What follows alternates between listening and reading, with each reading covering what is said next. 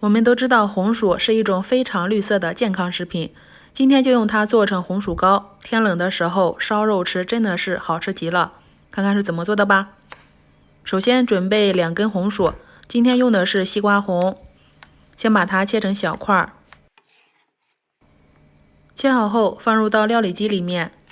加入1200毫升清水，打成细腻的红薯汁，越细腻效果越好。然后再用一个滤网过滤一下，剩下的红薯渣我们可以用来摊饼吃，或者是蒸馒头，家里面都非常不错。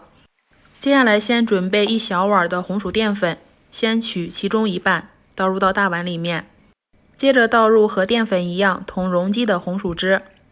第1碗加进来，第2碗，第3碗，第4碗，第5碗，一共加了5碗。然后观察一下，看碗底吸出的淀粉多不多，我这个明显非常少，再少也要把它加进来。紧接着把剩下的红薯淀粉完全倒进来，搅拌均匀，搅拌至没有干粉颗粒是最好的状态。然后用滤网把它直接过滤到煮锅里面，进一步去掉里面的残渣，这样做出的红薯糕口感非常细腻。过滤好就可以开火了。起初我们可以先开中小火，用勺子搅拌搅拌，像这样出现粘稠的物体时，就要转成小火，最小火。这个时候勺子不要停，快速搅拌，防止糊锅，一直搅拌到像这样鼓大泡透明的状态就行了。然后放到一个干净的容器里面，最后常温冷却至定型就行了。盖上一个盖子，防尘防虫。大约几个小时就已经定型了，我们把它取出来，然后把它切成宽约3厘米的厚块，中间再切一刀，最后把它切成大一点的小方丁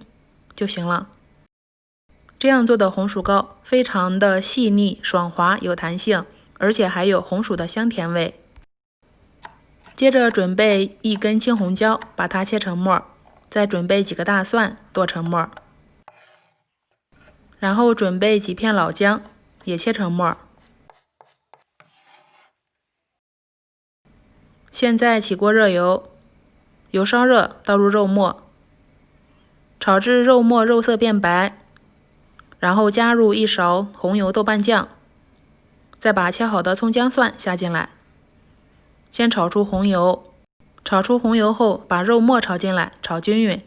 再加入1勺花椒面，再次炒均匀，然后加入热水，热水能够没过肉末就可以了。盖上盖子，大火烧开。烧开后加入盐、生抽、蚝油调下味，翻炒均匀，再把切好的红薯糕下进来，用铲子轻轻推动，不要用力推烂了，敞着锅大火烧3分钟左右。像这样水量明显减少了，出锅前再加入水淀粉勾一个薄薄的芡，芡汁煮熟就行了，还要带点汤汁，吃的时候会非常美味。然后装盘，再加点小葱点缀一下。这样做的肉末红薯糕也叫肉末炒凉粉，非常的好吃。吃的时候带着红薯的一丝香甜味，入口即化，尤其是牙口不好的老人和孩子，这样吃非常的方便又营养。汤汁用来拌米饭、拌馒头、拌面条都是香喷喷的，有肉有红薯，整个盘子里全是营养。今天的视频里只用了1/2的红薯糕，还剩下一半，明天继续做，真的很好吃。喜欢的话就试试吧，谢谢您的观看。